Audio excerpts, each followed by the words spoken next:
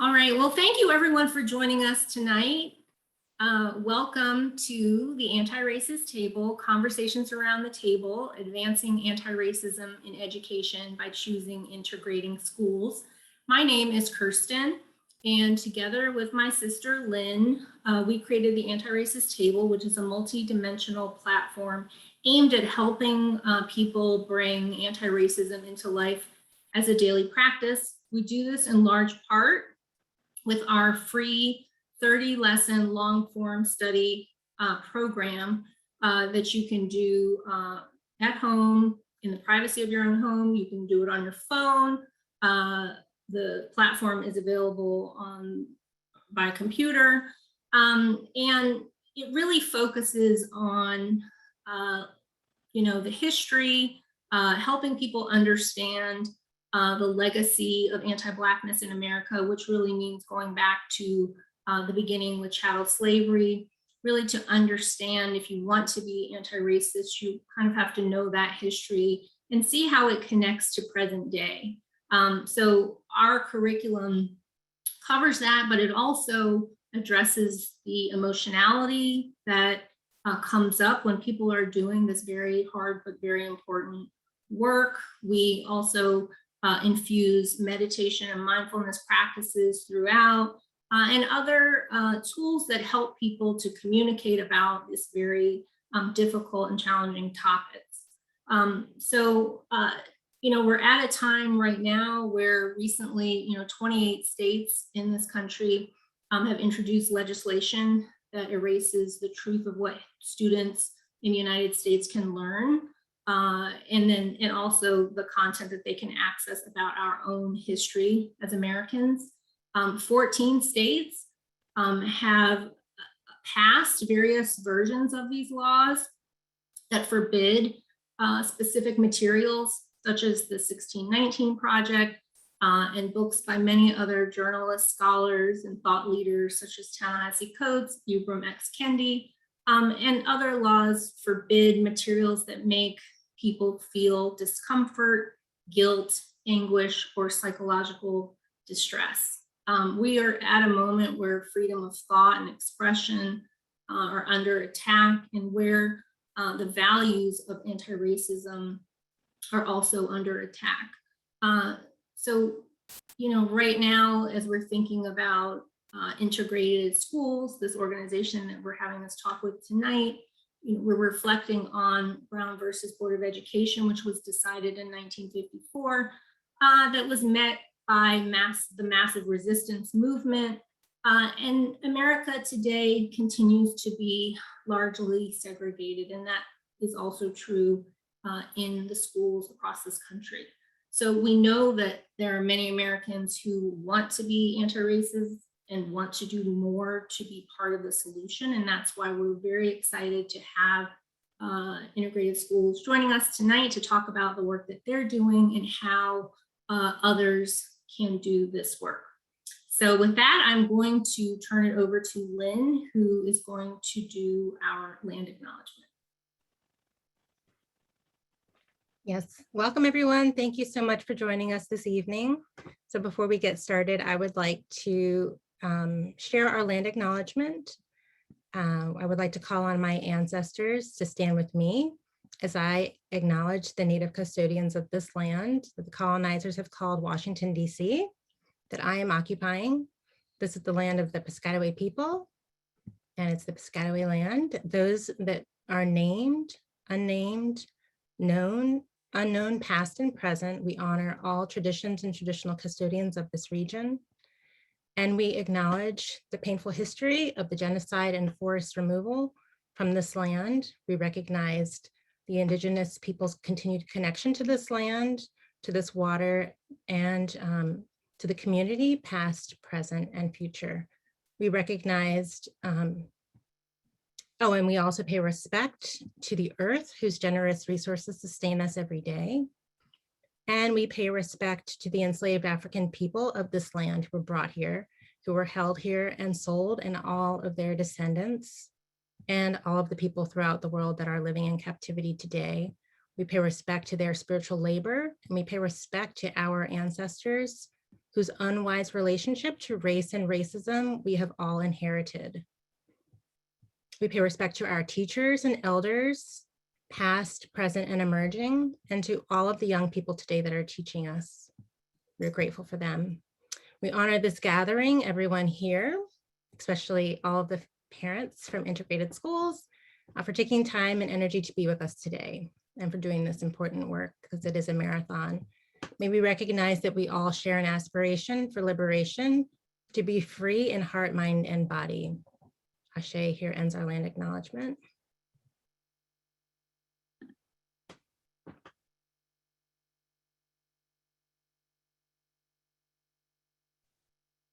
Oops, sorry. I'm sorry, just a second. Thank you, Lynn. So I'm going to introduce our panelists, and you can take a moment to just look at this quote. Prejudice is a burden that confuses the past, threatens the future, and renders the present inaccessible. That's Maya Angelou. So today we are very excited to have, as part of our panelists from integrated schools, Sarah Becker. She is a white mom of 3 kids living in Hartford, Connecticut. She serves on the Integrated Schools Parent Board, and she's been with Integrated Schools since its inception in 2015. We also have Kim Gonzalez. She is a white mom of 4 kids, married to a man of Mexican descent. She's on the parent board of Integrated Schools, and she co-leads a local movement in Richmond, Virginia called Stay RVA, which centers equity and justice and mindful engagement. She's been deeply influenced by the work of Loretta Ross, Resma Menakem, Integrated Schools, and people in her local community who are committed to justice. She's a mama and a lover of humans. Andrew Lefkowitz is a white father of 2 in Denver, Colorado. He is part of the Integrated Schools leadership team and hosts the Integrated Schools podcast. And finally, last but not least, we have Susan Savage Schwartz, who is a white mom with 2 grown daughters, and she lives in Altadena, California. Susan has been involved with Integrated Schools as a parent board and writing team member since 2017. And with that, thank you all for being here. Yeah, should we for having us? Okay, I couldn't see you guys. There you are. Yeah, so welcome. Thanks for being here. You know, tonight we want to really just start off with, for any of our listeners who this is the first time they're meeting Integrated Schools here tonight, can you just introduce Integrated Schools? I'll just let whoever wants to jump in on that. I'm happy to do that. Integrated Schools is a movement of parents and caregivers who are committed to anti-racist school integration. We look at the history of school desegregation attempts, recognizing the flaws in past attempts at school desegregation, largely tied to the resistance that white and or privileged families put up to them, and try to mobilize folks with racial, economic, educational privilege to be active participants in desegregation in the hopes of getting us towards real, true, meaningful integration, which is something that we aspire to, but feel like we have not actually done. Can you ask you to break it down a little bit more in terms of, like, what does that look like on the ground? Like, if I'm a parent and I'm thinking, what is this Integrated Schools? What does that really mean for me in my life and my child's life? What does that look like? Sure. Yeah. I mean, I think the real work in our mind, at least, is enrolling your kid in a school where if you are bringing privilege to the school, where your child is in the minority. So we have a large number of white families sending our kids to schools where there are not a majority of white kids is a first step, but also recognizing that our arrival in those spaces is not guaranteed to be good for those schools, despite what despite what society may tell us, despite what we may think. And so, both doing the actual act of desegregating our families, really trying to integrate into the school community and recognizing the burden that we have to show up with humility, to show up as followers, not leaders, and to really try to become part of a community. And how many states do you guys have? I don't know if it's a chapter. Do you go by chapter or? Go ahead, Susan. Oh, how many states? Would we have 30? I'm trying to remember the number of 30 chapters, and they're pretty much all over the place. So in Seattle, and they're all across the country. Boston. Yeah. So anybody interested, they can find a chapter in at least 35 states. Yeah, can you guys drop the website into the chat, and then so that if they wanted to We'll do that. Okay, yeah, go ahead. Will you do that? Yeah, we'll take care of that. See if so you would just go onto the website and you have an easy area where you can check to see where your chapters are. Then they would just get in touch with you to get started. Yeah, can I give you a little just brief rundown of some of the other things besides chapters? So you mentioned the podcast. That's an excellent way if people want to get connected and understand kind of our theory for change. And that's one of the best ways to really learn about integrated schools is you can go listen to the podcast. Andrew's the host and has done an amazing job. We also have a parent-to-parent program. So if there's not a chapter in your area, or if you're new, we have real live parents standing by to talk to you, and we have a process where we will connect you. You can find it on our website also. So if you're new and have questions, we know that this is like a very, you talked about the emotionality in your intro, right? That really resonated with me, this work. I think if you're doing it right, there is emotionality. And so that's part of what the purpose of parent to parent is. Let's connect you with a real life person, a parent who's done it, who's had those same questions.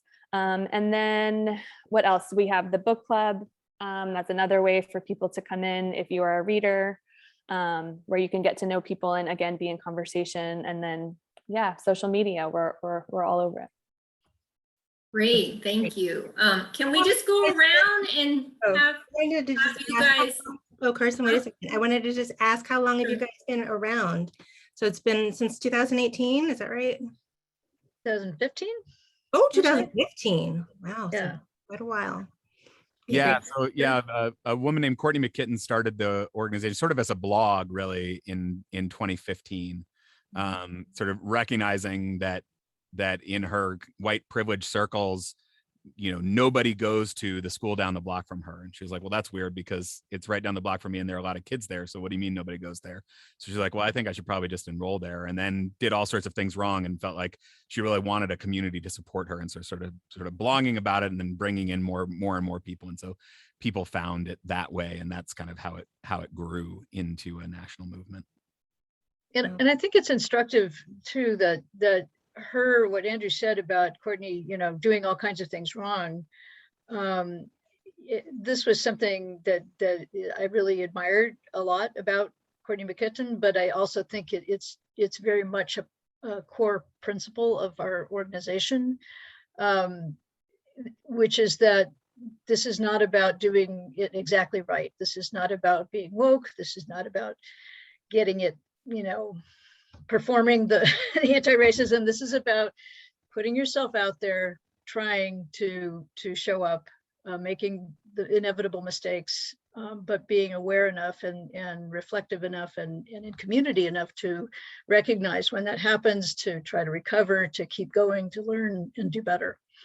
And very much, one person at a time. So I think that's where I think some groups are more focused maybe on building constituency for policy, changes, and there certainly are policy changes that need to happen, but that's not really what our focus is. It's more about individuals growing in their own anti-racist work and way of living.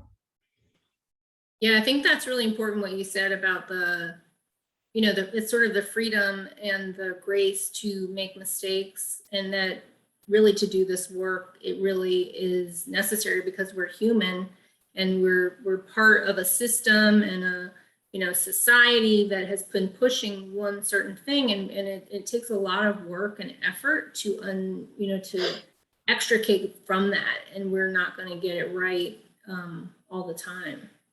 And we don't want to be discouraged, people to be discouraged to just say like, well, I can't get it right, so I'm just not going to do it. And I think a lot of people do that.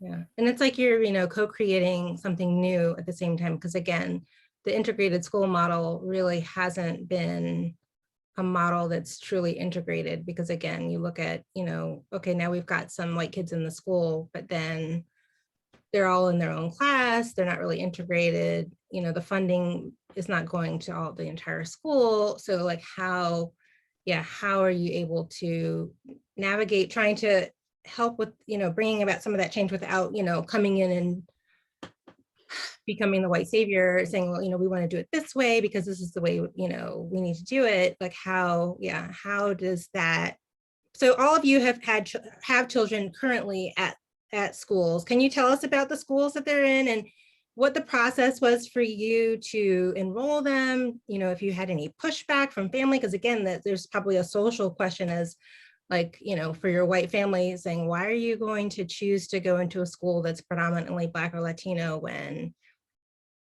you know, that's not really our family culture? You know, why are you choosing that? What is it in your family value that you felt called to do that? Change. I can start for that because it relates to Courtney, but so I have 4 kids. My oldest is in 4th grade now, but when she was in kindergarten, our zoned school is primarily white, affluent, and it was fine. But then the more I was doing the work, I'm like, whoa, this doesn't match our city. It doesn't match, like, what are we doing in this space? And I remember just talking about like pushback from family, not even just like my parents or my in-laws, but my husband, he was on a work trip. And I remember like, yeah, we need to move schools. And he hung up on me. And I was like, well, all right, we'll revisit that conversation. So, and then, you know, then like being persistent and continuing to talk. And then like, I remember it so well. We were in my living room and it's he and I on the phone with Courtney. And she was just kind of, you know, when someone else, she was maybe saying similar things to me, probably not, she was wiser, but like he could hear it from her. And then, you know, it was in a few months that he was like, yeah, this is the best decision we've ever made as a family. Kind of like, what were we doing, you know, before? So yeah, that's like a small snippet of how we made the change from a primarily white school to, at that point, it was a majority Black school. And since then it has actually gone through policy. There was a rezoning across our district. And so the demographics have changed so that it is, we don't have the numbers this year, but it like some more white families have shown up. And so then kind of all of these other layers of then now, how does that look? So.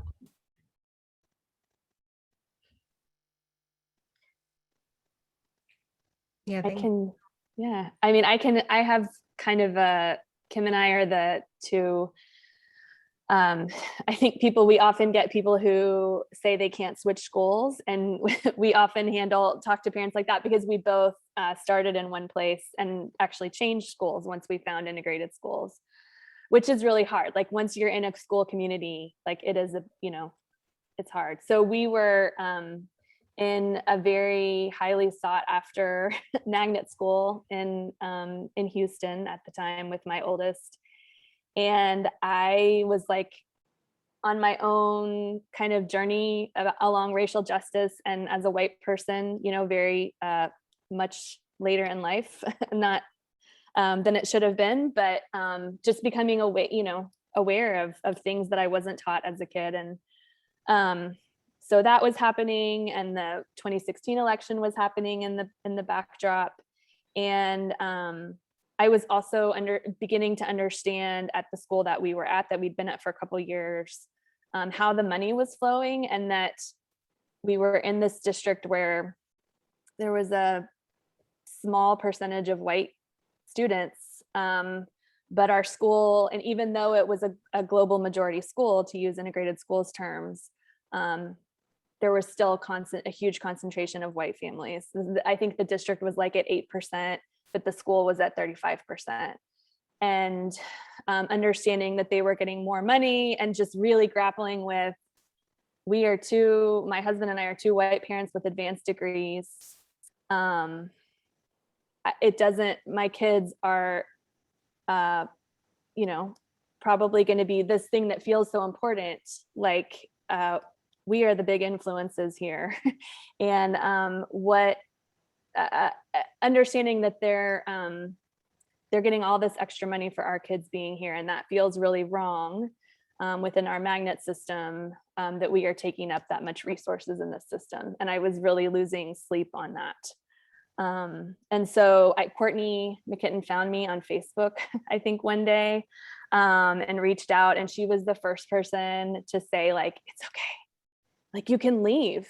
You don't have to stay at that school. Like, you can leave. And I think the social component is a really important one to talk about, because I do feel like I kind of lost my mom's circle of friends in the process. Nobody, especially I feel like at magnet schools, there's a lottery, parents get real invested, and it feels like something that, I don't know, that you have and you don't want to give up. You can't get back in once you leave, which was really scary. And Kim, same thing with my husband, like, well, we can't just go back if it doesn't work out. So, what if it doesn't work out? And so we had it took us, I think, a year in conversation, which I'm kind of embarrassed to say now, because like Kim, my kids are thriving. I wouldn't go back ever. It hasn't been easy, but I don't have any, it was absolutely the right decision, and I don't have any regrets. Yeah, thanks, Sarah. Have you found that you personally have branched out and like made new friend circles with families that are cross-cultural, and that, that has been something that, because I know a lot of people that take our challenge, they say, oh, well, we really want our children to have Black friends or Spanish friends, but, because of our school area, we don't have any friends. So I was just wondering, now that you're in that environment, if you've chosen to make friends, even as parents with some of, the parents, not just that your kids are friends with other Black kids and Latino kids, but you're actually friends. And how has that enriched your family life? Yes. I think that's a huge part of it. And it's easy for the kids. I think it's a lot harder for us as adults who have all of our societal baggage that we're carrying with us. And I think, yes, and also I would just say it took a lot longer than I think I thought it would going into it, because there is trust. Like, as a white person, my presence means something different walking into a space that is primarily Black and Latinx. And so I have to, it's very different than when I walk into a white space. And so I have to, there's trust that has to be earned, and that takes time, and showing up with consistency and humility over and over and over again. And also, like in my case too, there was a language barrier because our school was predominantly Latinx for the last 4 years. So yeah, it's not easy. It's not an instant gratification where all of a sudden I had a new friend set as soon as my kids enrolled, but it was absolutely, like you're talking about, enrichment. And I feel like my world and my kids' world is so much bigger. There's a lot of gifts, so many gifts from that. Yeah, I totally agree with that, Sarah. And I think that I have found that it requires a lot more work, but the payoff is so much better. That it is not. And so my kids are both now at the same integrating school that I went to when I was growing up. So I sort of came by the choice more easily.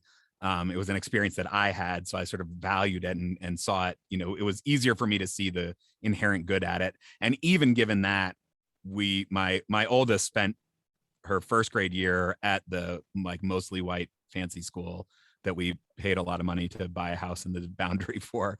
And after a year, they were sort of like, this is not actually better. This is not actually a better learning environment. This is not actually good for her to be in this space. But in that year there, and I will fully admit, I did not go in with a great attitude about that school, but the relationships I formed with the parents on the playground were it was so easy to get to the first level of like, oh, well, like, where are you going on vacation? Oh, what is your, what extracurriculars are your kids signed up for? The first level of conversation is super easy to get to.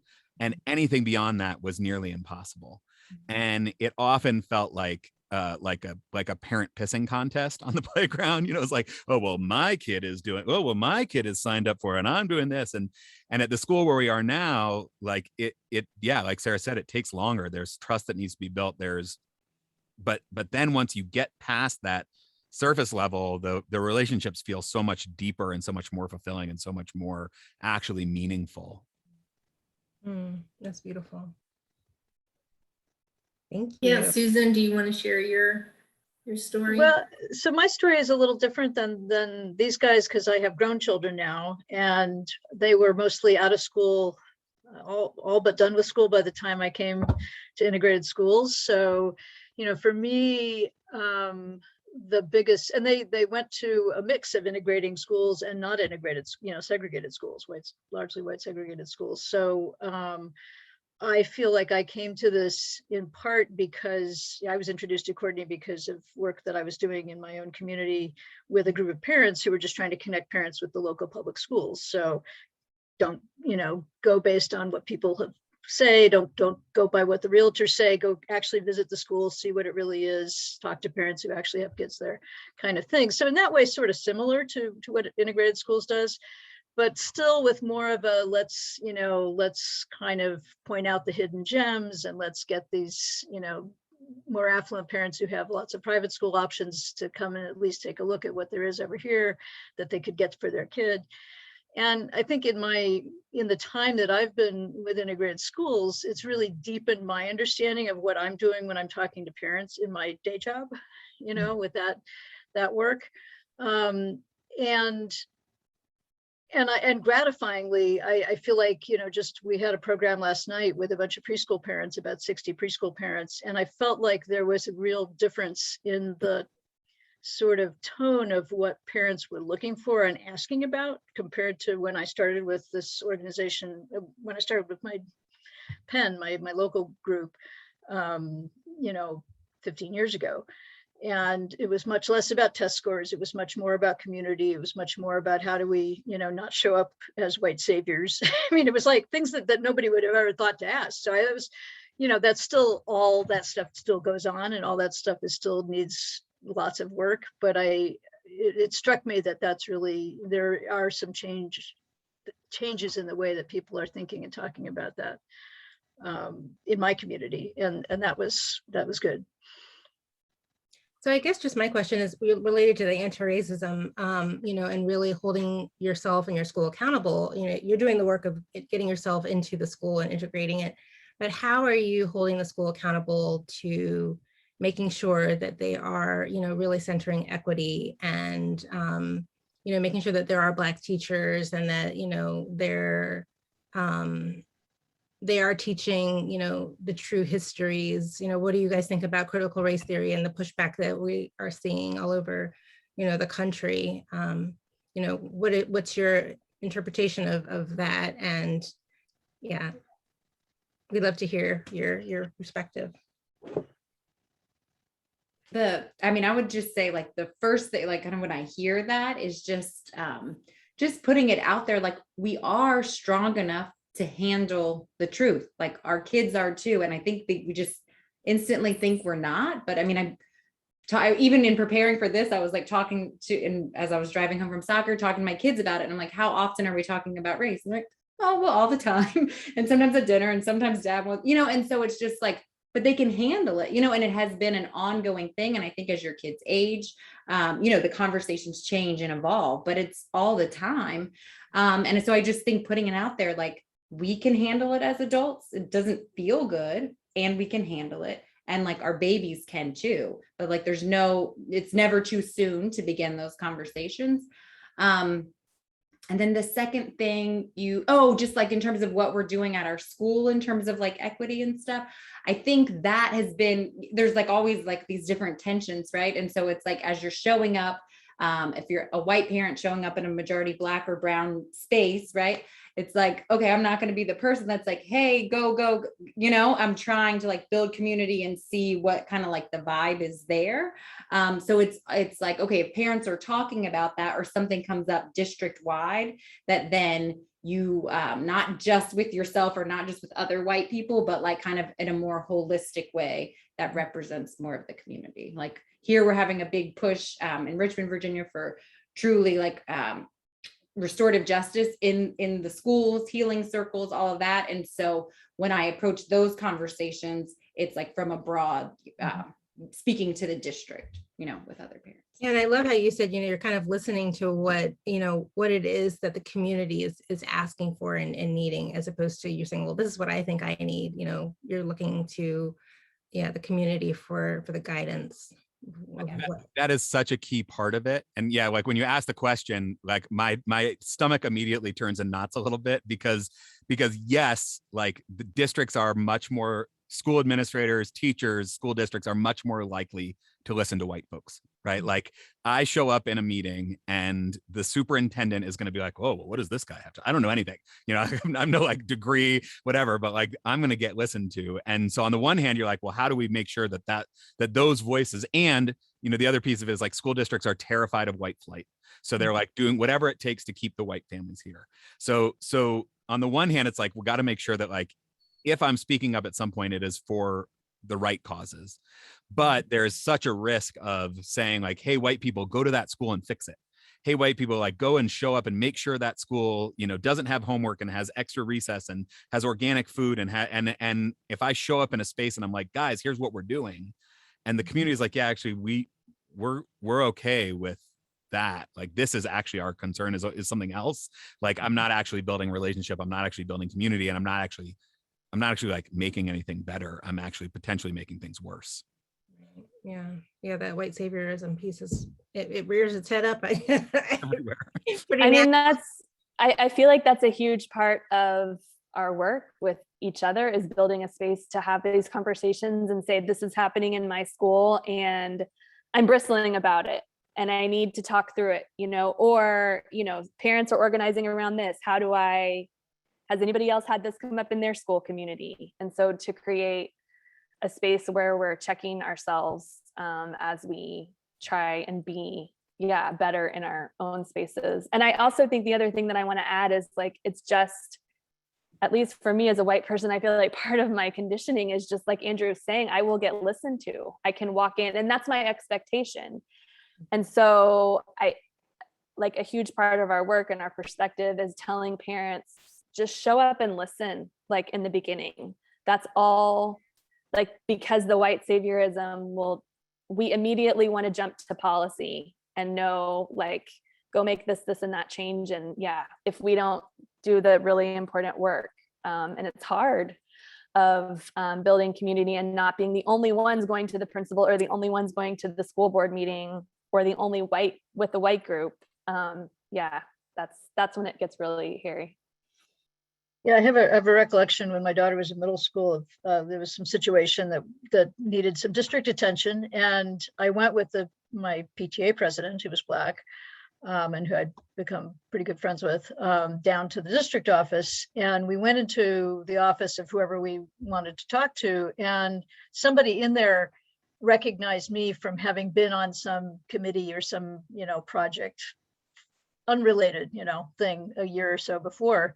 And, you know, came up and said hello to me. And so, you know, I immediately said, hey, you know, have you met Gwen, you know, our PTA president, you know, so I just, and then I like stepped back, okay, Gwen, you know, but it was very striking. And we talked about it after we left the office. It was like, she was like, yeah, wow, you know, because we walked in and I got that recognition because they knew me and because I'm white, but also because, you know, they recognized me from something. And it was just, you know, it was that moment of like, okay, I could talk, I could say what we came here to say, but no, I'm going to make sure that, you know, my friend here, who is really the person you need to talk to.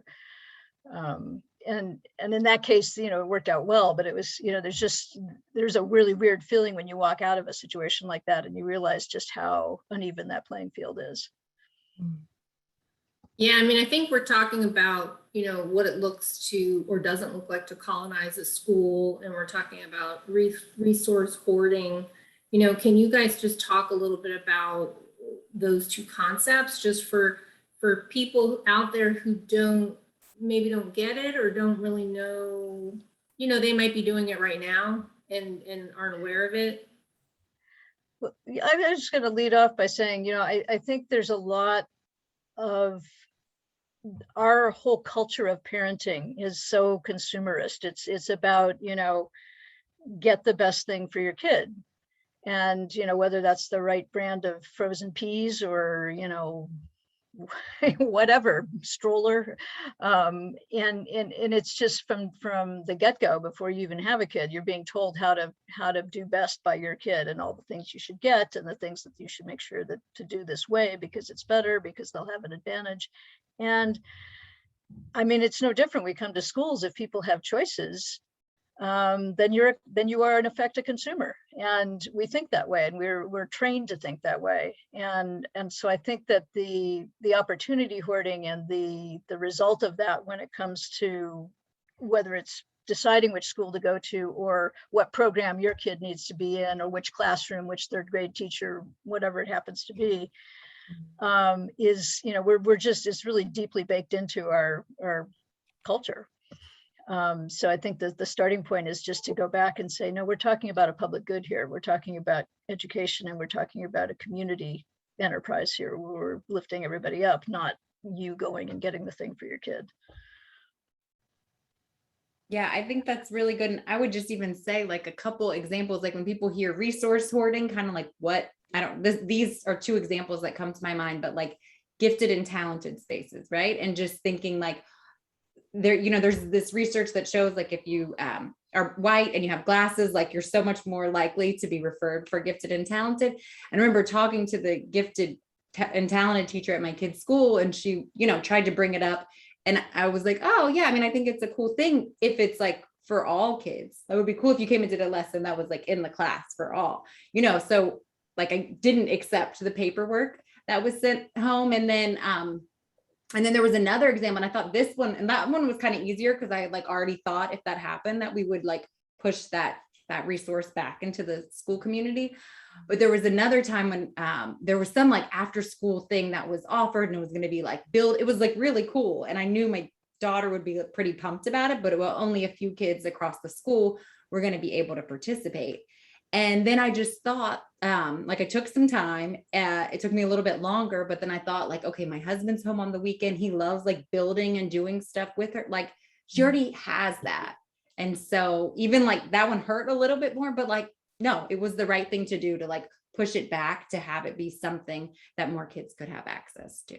So, yeah, those like small little moments are like what I think kind of make up that whole idea of resource hoarding.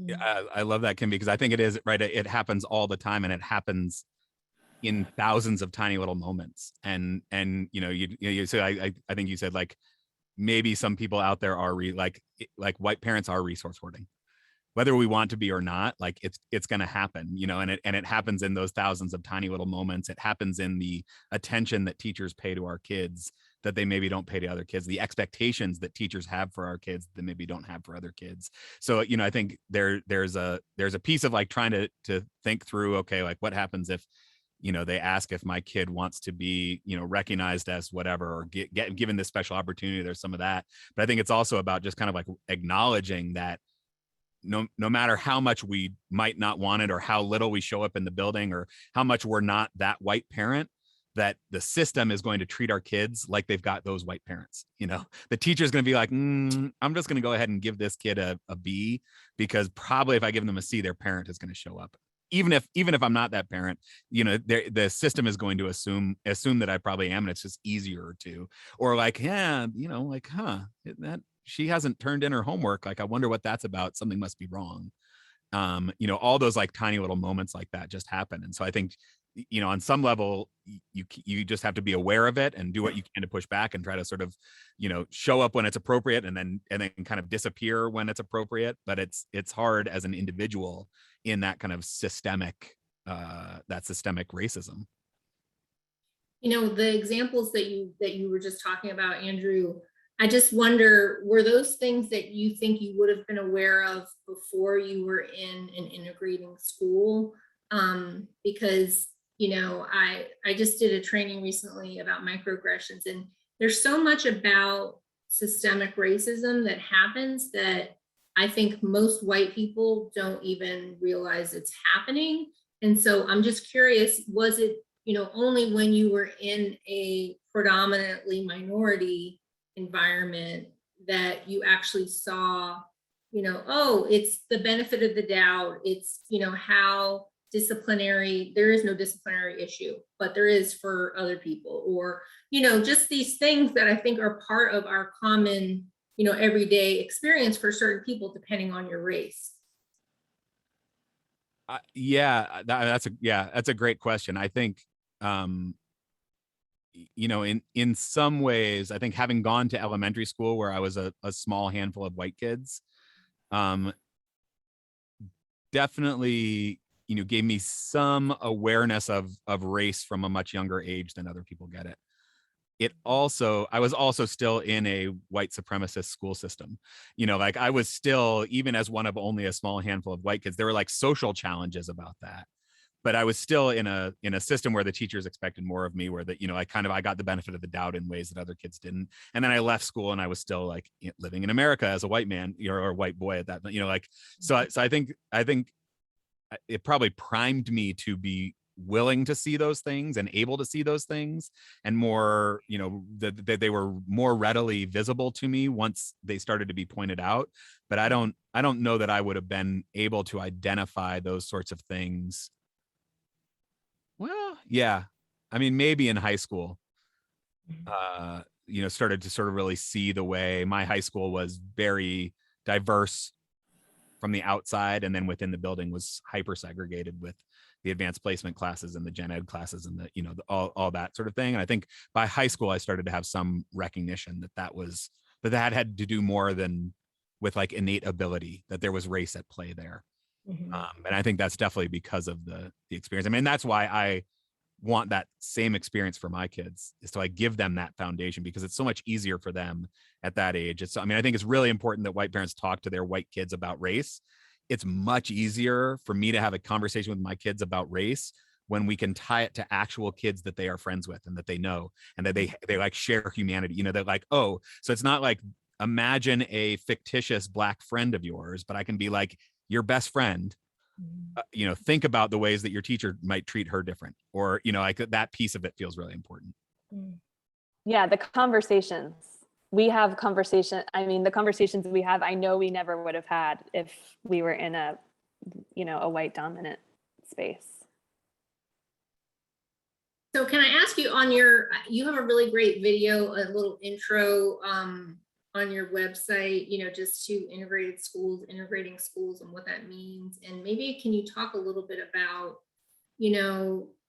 in America, people commonly refer to schools as good or bad, and it is, it has a racial undertone and is part of, that assessment. And so can you just talk a little bit about, all of that, and what, how does that show up in, deciding that, I'm going to try to be part of integrating schools?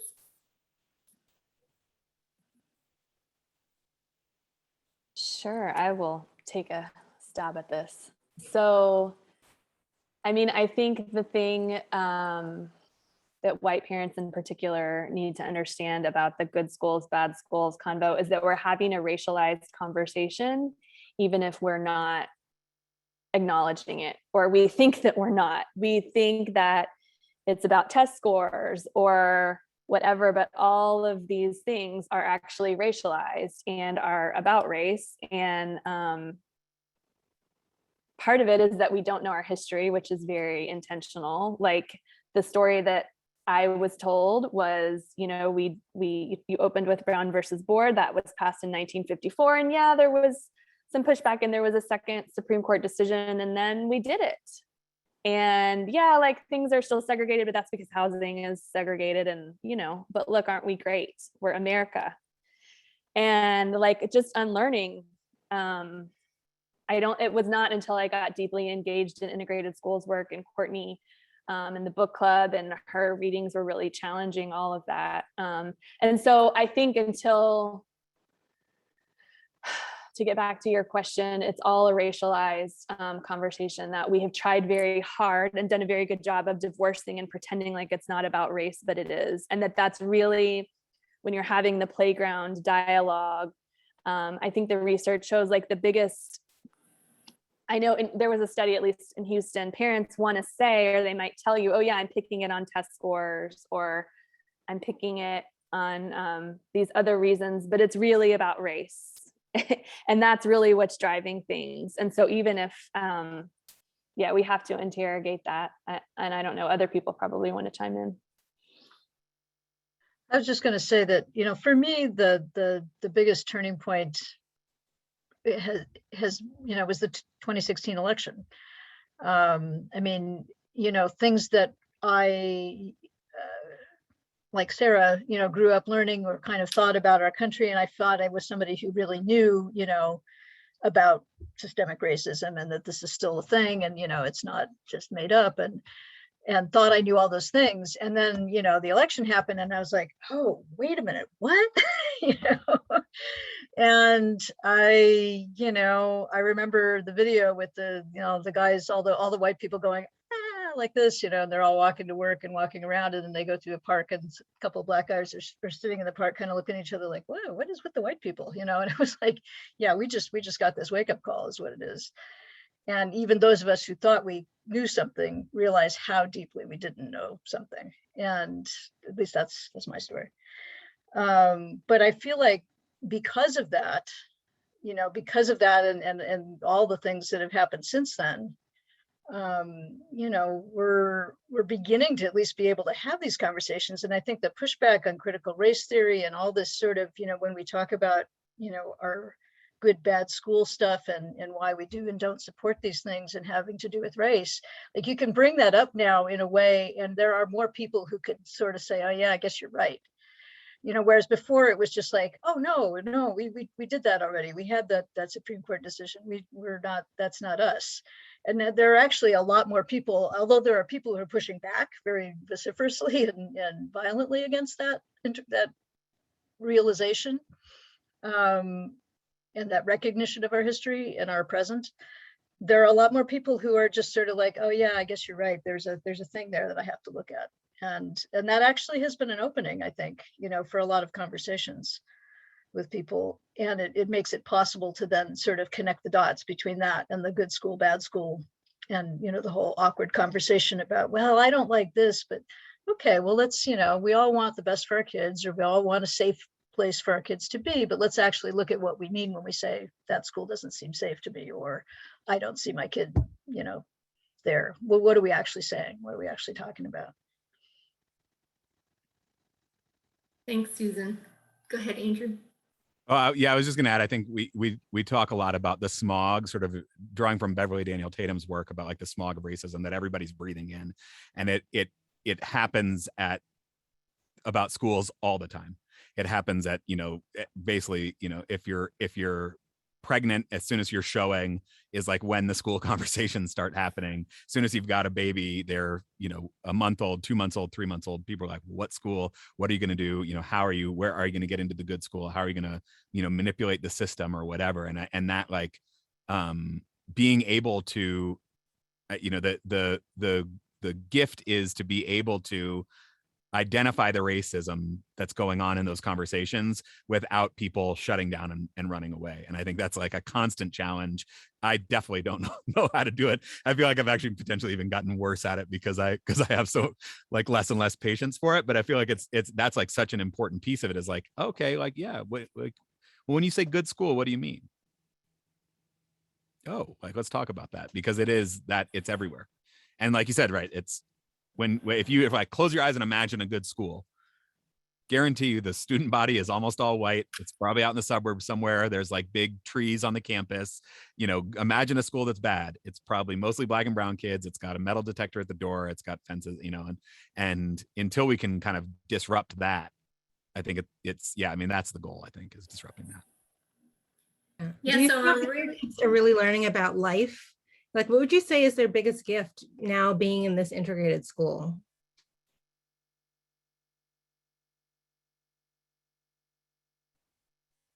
You said for our kids. Sorry, I think you're For your okay. kids, for your kids, yeah. What do you think is the biggest gift that they've received from this experience? I mean, I think their friendships and also like their own humanity. Yeah, like I think they're starting from such a different place than I was, or at least that's the goal. Yeah, their friendships and their humanity. And knowing that our liberation is all tied together, I think is a piece of that. They're still in elementary school, so we're getting there, but that again, that's the goal. Right But now, I would say friendships for sure. Yeah, I think about in the second podcast episode we ever did was with the Borden family, his family in Minnesota, and one of the people we interviewed was their 16-year-old daughter, and she had gone to an integrating school, and but they had moved, I think, in 3rd or 4th grade. I don't remember the exact details, but her takeaway about the school was that at her new school, when they moved to this integrating school, was that there was so many different ways to be. And that was like what she took away from it. And I feel like that is definitely what my kids get now, and particularly my oldest, who spent a year at the mostly white school. Like, she can tell you now, like, there's so many different ways to be there. So you don't have to be, there is not one vision of what it means to be a good kid or a successful kid or any of those things. There's lots of different ways to be. And that, for her, I think there's like societal benefits. Hopefully she will come into this work, like Sarah said, with a leg up on where I came in, which is a leg up on where my parents came in, and her kids will do even better. But like in the moment, she sees the world with much more possibility and sees like the way to be in the world as much greater. I feel like there's, fear and shame connected very deeply with why, white people react a certain way when you talk about these things, when when you expose it to racialized conversation, just, everything that we're living through right now.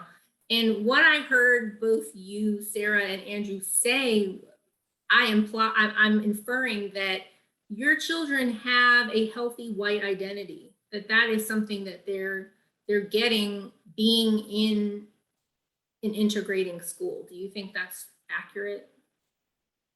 I'm so glad you asked. I mean, I think, yes, that's the goal. I'm actually reading, I have it right here, Janet Hellam's book about that, because I feel like it's a constant battle within myself. And I feel like so much of the challenge of all of this is not, the challenging part for me about kids is that what I feel like I've learned as a parent is I don't need to raise them to be better. I have to model it for, like, I have to be better. That's it. And so if I want them to have a healthy white identity. That's what we're working towards. And I read everything I can about it. I participate in integrated schools. I'm doing all these things, but also it's modeling it myself for them. And I'm a work in progress on that. Work in progress for sure. Yeah. Yeah. I would not say they have a healthy white identity. I'm not sure that there is, I don't know what that looks like, but I think they are far further along the journey than they would be otherwise. And I feel like there's hope for them to at least do that there would not otherwise be. I think that's really beautiful what y'all said. Like, it's emerging, we don't have many examples of that as like white people, but I think what Sarah said about like, they can't be it unless they see it, and so like, that's the constant, work on ourselves. And like, kind of even going back, like, not that it's all about friendship, but it is like, we want our kids to have friends that are cross-racial, cross socioeconomic lines, but like, then do we, like, who's your mom sitting and like chilling and having a glass of wine with, or whatever, or, whatever the thing is. And so it's just like, yeah, that piece. Well, I guess, and for me, I think, when I think of a healthy white identity for a child, it's that, they're really proud of who they are, what their culture is, but they don't think that they're better than someone else. It's that they don't have the white savior complex, where they're like, well, you have to follow my way. This is the way we eat at our house. Well, oh, well, this is how someone else does it. And it's just as amazing, just different. So really celebrating that diversity and seeing that, there's so many different ways, and it's so expansive, the things that they can learn and experience by interacting with people of different culture and a different race and, socioeconomic status and gender, that they can really see themselves in this global community of, of humanity, just that, we all bring these gifts and then we all have something to offer, and that no one is really better or worse than anyone else, that we just, we've been raised into this caste system where there is, a superior group that's, completely fabricated, and, the lesser than the others. So I love that. I wonder if we have a minute, just in case anyone from, our audience has a question. If you do have a burning question, we have like 3 or 4 minutes. So you can just pop it into the chat. And otherwise. I have a question while we're waiting. I do. I was going to say, is there anything that you want to share about integrated schools, about your, the journey you've been on integrating schools, whatever it is you think is important that you want people to know or to take away that we didn't cover, just. And specifically, maybe the challenge that you've experienced. What's been the hardest part about this? That you've had to kind of go back to your North Star, like, why are we doing this? I don't think this is an exact answer to your question, but I do feel like we have like mentioned Courtney McKeen a number of times tonight, but not actually sort of acknowledged. So I think for organizationally, one of the biggest challenges we face is that Courtney was struck by a car and killed right at the end of 2019. And she really was the entirety of the organization at that point. It was her baby. She had kind of birthed it from this blog into this national organization. And so it was just a devastating loss. We all sort of found ourselves rudderless. I compared it to like, we found ourselves go on a bus going down the highway and none of us actually knew how to drive it. And so there were a whole bunch of people who really stepped up to say like, okay, let's figure out how to keep this thing on the road. And then of course, COVID hit 3 months later or whatever. And so, I think it's been that has been a big challenge for the organization. It's also been an opportunity for real growth, and for, a lot of people, all of the challenges of COVID have been real, and it's given people time to really step back and kind of think about like, what's actually important to me right now, and what do I want to be spending my time on? And we've had so many people who have really stepped up to, everybody on this call and tons more chapter leaders and people who come to book club and people who are on our leadership team and parent board, and there's like all these people have kind of stepped up and really said like, okay, we have to keep this organization going. This work is more important than it's ever been, and we have to find a way to do it. So organizationally, that has definitely been the biggest challenge for us. I think the next challenge though is that we, this moving from being a white dominant organization, working on whiteness work with white people, to being a multiracial organization. And what does that look like, and how does that change the way we do things and what we do and who does it? And, they're huge questions, and we've been wrestling with them internally for a long time. But what I find very inspiring about this group, the individuals and the collective, is that we don't back away from grappling with what we need to grapple with. And that's just so, it's so great.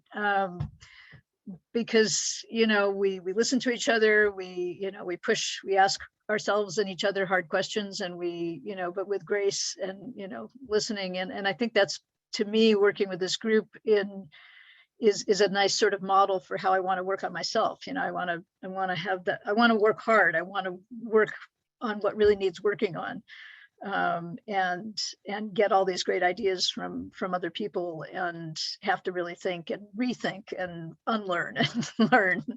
And I feel like that's sort of what we're trying to do and what we're trying to encourage other people to do. So the fact that we're doing it ourselves internally is a hopeful sign. Yeah, I would just say with that part, Susan, like so many people talk about, right? Like the individual work and the communal work. And that's like Resma talks about that a lot. And like we say that in integrated schools, like go get your people, and us call each other in. And that's really like the work that we need to do as white people with each other, and then there's work to do in other pockets, but like we're not going to solve this like on our own, just like reading a book in our bathtub. That's like a start. And then you got to find some people to go talk to about it and really interrogate the stuff that comes up. It's part of why I feel such gratitude for you guys having us here today and for the work that you all are doing, because there is this kind of focus on building community, on having conversation, and then on doing self-work, and on doing self-work that is not just head work, which is, also, to tie into res momentum, like we can read all the books we want. We can sit in our houses and read and study and try to learn. But until we're actually like trying to internalize it and put it in our bodies and live into it in space, it's never going to actually work. So yeah, really, I feel grateful for all the work you all are doing and for having us here. Yeah. Integrating that work, whether you're integrating the school or in the individual. Thank you so much for being here, and we thank your founder and her memory and the amazing job you guys are doing, carrying on that legacy and helping parents. I looked at your awkward conversations guide, and it's just, you have some amazing resources, and so I really just hope that people who are thinking about integrating schools, thinking about these issues, really check out your website and see your resources. And with that. Oh, and before we leave, though, we did want to just share, because we have had a lot of conversations around the table related to education. So, again, these are archived conversations with Dr. Goldie Mohammed. We had an anti-racist educational roundtable. Joe Feldman joined us for equity and grading. All of these resources, working with Peggy McIntosh and Unpacking the Knapsack, and talking to children about race and racism with Dr. Erin Winkler, and the roundtable that we had building anti-racist schools. These are all free resources that, if you're trying to get into this work and looking at bringing equity to your own child's school, or, going to an integrated school, these are resources that you have at your disposal that are free, and hopefully can give you some inspiration on where to go next. But yeah, so thank you again. You can follow us at the AntiRacistTable.com. You can take our challenge for free. And yeah, we'll look forward to seeing you again in a future conversation. Have a good night, and thanks for joining us. Bye. Thank you. Good night. Thanks. I guess.